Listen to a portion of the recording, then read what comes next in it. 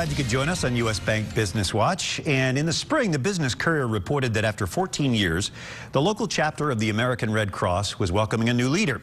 Trish Smithson replaced Sarah Peller, who retired in January. As a trailblazing attorney, she seemed a somewhat unlikely choice to lead the Red Cross. In this morning's Business Insight, Trish joins Business Courier editor Rob Dahlmeyer, along with Mike Michael, president and CEO of Fifth Third Bank, Greater Cincinnati, and chairman of the local Red Cross board. Rob, Mike, and Trish. Thanks, Brian. Guys, thanks very much for being here. Mike, I want to start with you. It's been 15 years since the Red Cross had to find somebody new to run the place. What were you guys looking for?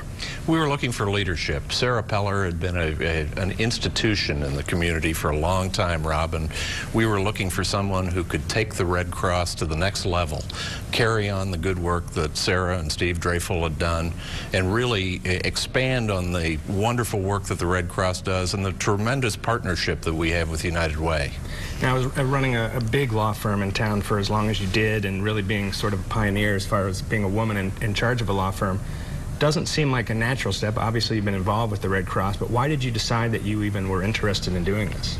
Well, I became interested in doing it mainly because of the nonprofit work I've always done along with my legal practice and managing Thompson Hine. I love Thompson Hine and I love my clients. I would never have left except to take on something like this wonderful opportunity at the Red Cross.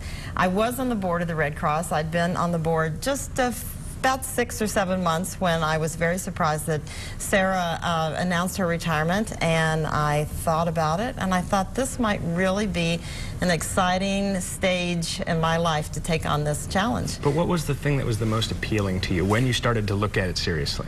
What was most appealing was to work in a totally mission-focused volunteer-driven organization that is all about humanitarian services. I have, in my career, almost had a second career in the nonprofit sector. I was very active with the YWCA. I was chair of that board, very active with Downtown Cincinnati, Inc. I'm passionate about downtown. I was chair of DCI's board.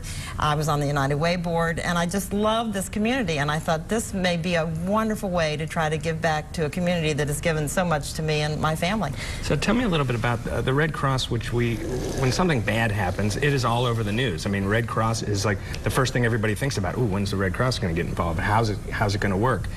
But that's not the way it is most days. What happens at the Red Cross on days like today when there isn't something, you know, God forbid, something horrible that's happening? You have a huge role, but I don't know that a lot of people understand what that is. Well, there is so much that goes on at the Red Cross, and now I have been there just about 3 months, and so I am still learning about all the wonderful things that go on and the challenges and the opportunities. But first and foremost, what we do every day is to make sure we're ready for the disasters, big and small, that will inevitably come to our community. We don't want it to happen, but it will happen. So that is our #1 priority.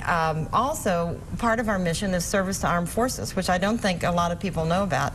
That is mandated by Congress. We get no funding from the government. I think that's another important thing for people to know, but we're mandated by Congress to provide service to armed forces, and we do many things in that area, and one of the things that we do is we provide emergency messages. I don't know if you know about this, Rob, but if a service member's family has either a tragedy or something good to communicate, that message comes through the Red Cross. We verify it and we find that serviceman in Afghanistan or Iraq and make sure the message is delivered. And unfortunately, it's not a lot of the time. These are compassionate messages, sure, and it's trying to get someone home so that they can be with a loved one. But that means so much to the family and to that loved one to get home before they maybe have a death in the family. So that's an important one of the things that we do. Real quick, how big is the footprint for the Cincinnati chapter? It's always surprising to me how broad your territory is. We are very large now due to a couple of consolidations over the past few years. We have 36 counties, 20 in Ohio, 10 in Northern Kentucky, and 6 in Indiana. And in that 36 county area, we have 10 separate chapters. The Cincinnati headquarters, which we're so proud of, on Dana Avenue and I-71 South. So as people drive by, please look at our electronic sign and all of our messages. But we have 10 chapters in that 36 county area and over 2,000 volunteers. Well, speaking of volunteers, you're a volunteer. I am. And you have been for a while.